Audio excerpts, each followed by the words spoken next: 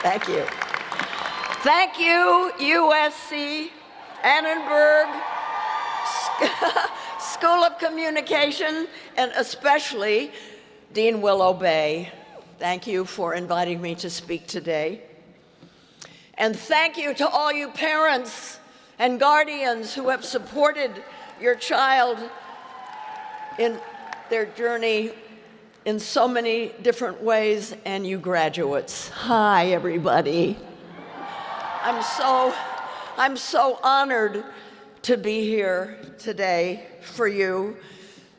Congratulations for reaching this milestone of a day. This launches a new chapter in your lives. You know, there's a lot of things that I'd like to say, but I'm going to say two kind of little-ish things that can make a big difference in your lives going forward, and then I'm going to talk about two really big things that could make a difference for the future of mankind. How does that sound? Okay. I don't think that a graduating class has ever gone out into a world that is more uncertain and polarized. You know, being young and starting out is always hard, but you're going to be facing unique challenges. And so my first bit of advice, develop a toolkit of self-care. I'm not kidding.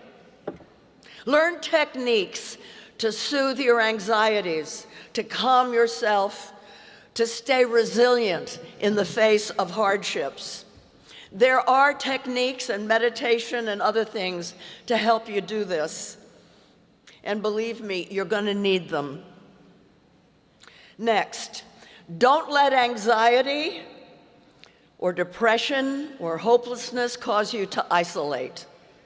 On the contrary, grow yourself a deep, solid community of people who share your values. Have each other's backs, check up on each other regularly, and be intentional about this. You know, in these uncertain times, we need to strengthen our ties to community, to our colleagues, our friends, and family, because more and more, we're going to need the support for safety, for love, for help, for fun. Let's not forget fun. And for survival. You may not be aware of this, but since the 1980s, there's been a concerted effort to promote individualism.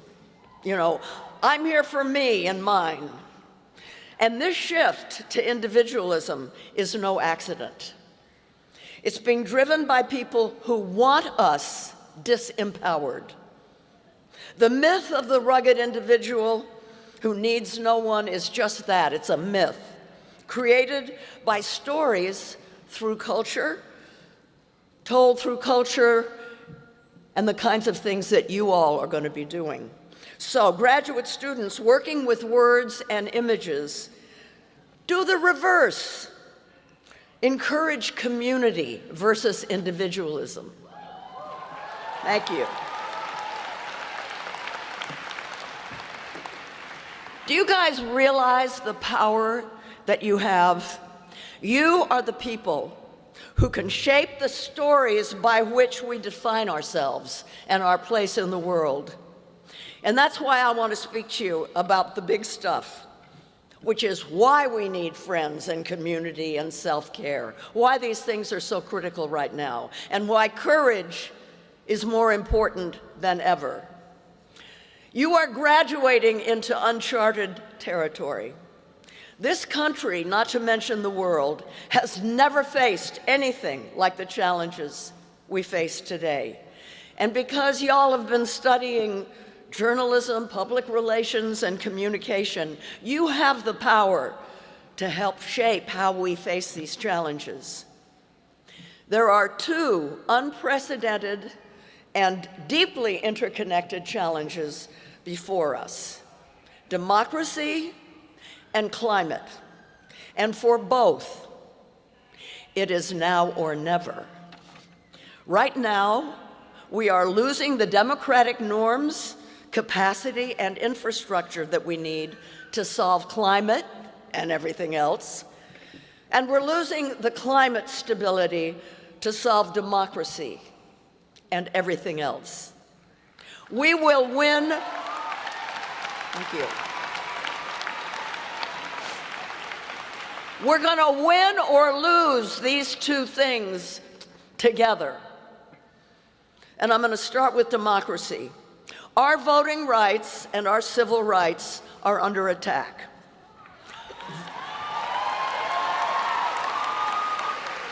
Voting really matters. That's why it's under attack.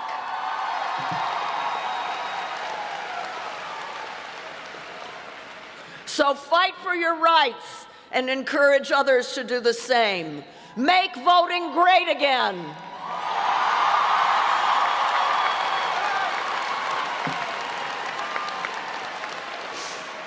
And encourage people who vote to vote with knowledge.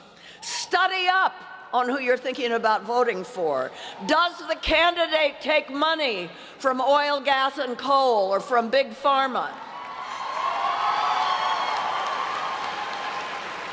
Because lots of them do. The Democrats, every bit as much as the Republicans, by the way. If they do, it means they're supporting what benefits corporations and not what benefits you. And vote all the way down the ballot. That means don't forget the sheriff, the school board, public utilities, the city council. You would be amazed at how much power these down-ballot offices can wield when it comes to democracy and climate. Another constitutional right that's being criminalized today is legal protest.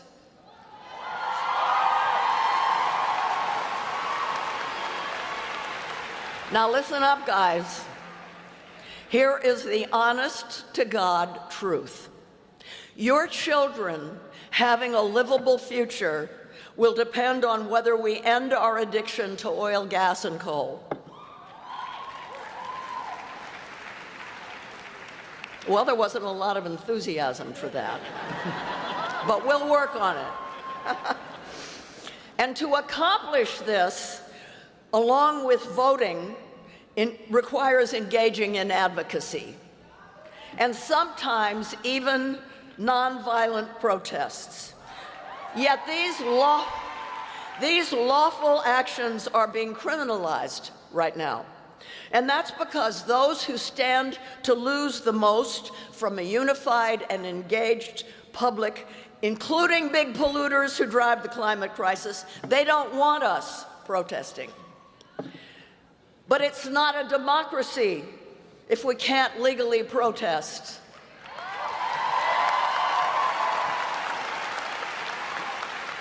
Let's all remember that throughout history, the history of this country, starting with the Boston Tea Party, all of the rights that we enjoy today were fought for with protests. The 8-hour workday, child labor laws, women's right to vote, clean air and clean water, all of this.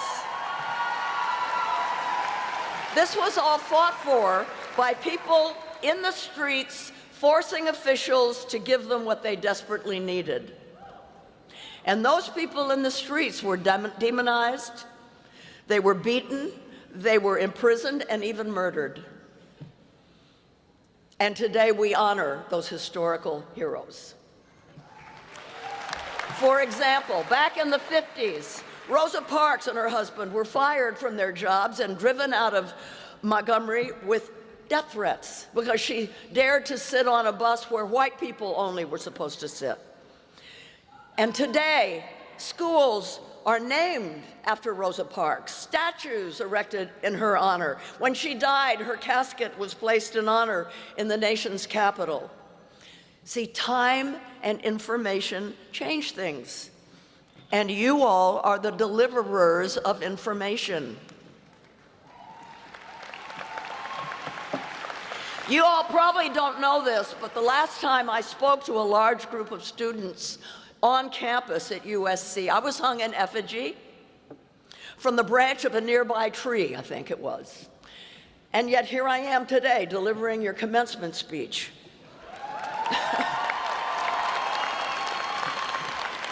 See, opinions change. I'm telling you this today because you are graduating into a country where people fighting to save democracy and the planet, using those same constitutionally protected rights, are being vilified, sued for millions of dollars, and imprisoned. So I call on all of you today, soon to be professional communicators, public relationalists, is that a word? And journalists, I call on you to resist the pressure to vilify peaceful protesters. Help people understand that in a time of escalating climate crisis and the dismantling of democracy, protest is not just protected and effective, it is imperative.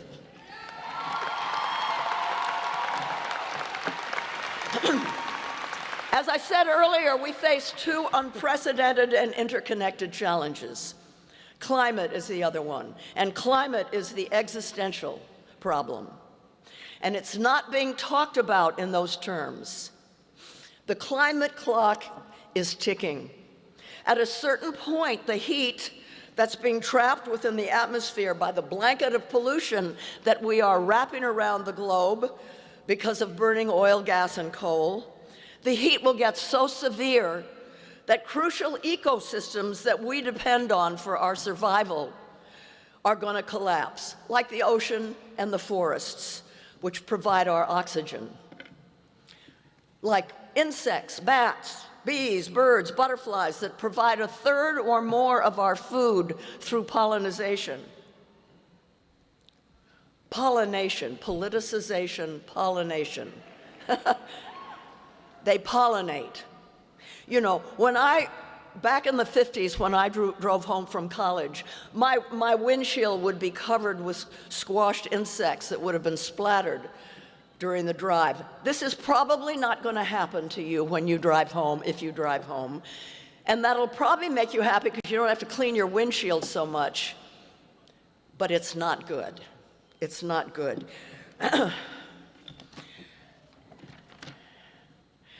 Those insects, like the ocean and the forests, those are our allies in the fight for survival. You will go on from here to be communicators of one sort or another.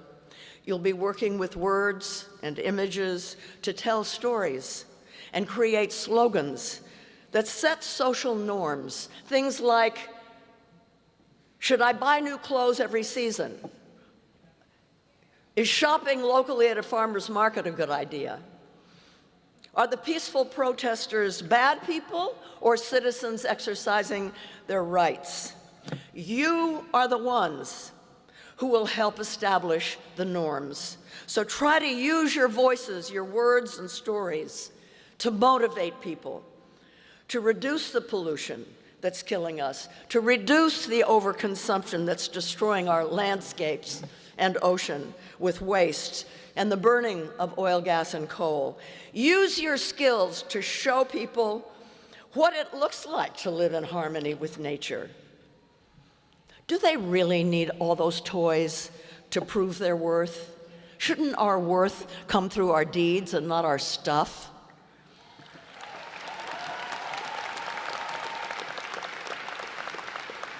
If you write or talk about the apocalyptic fires we had last January, don't neglect to tie their ferocity to the climate crisis. Help people understand. You know, you can see a homeless person and the story is they didn't work hard. They didn't pull themselves up by their bootstraps. Or you can have a new story. We're all better off when we're all better off. And advocate for protecting social safety nets.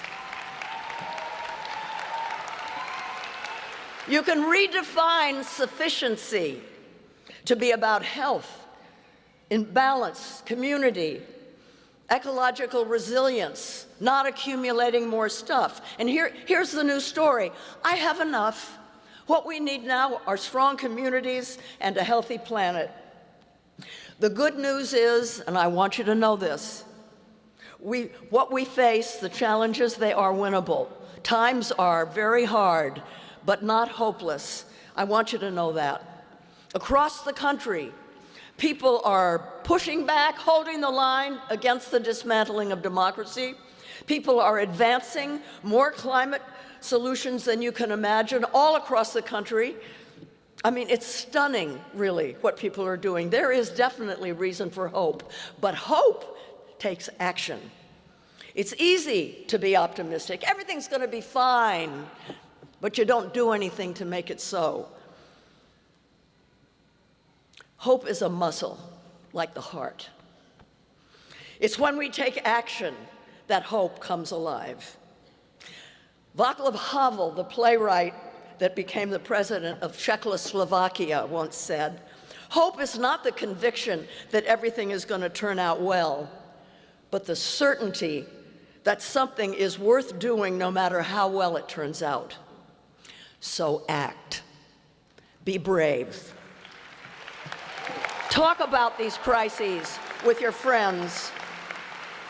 Write about these crises. Join an organization that's working on them. You'll meet new friends, new community.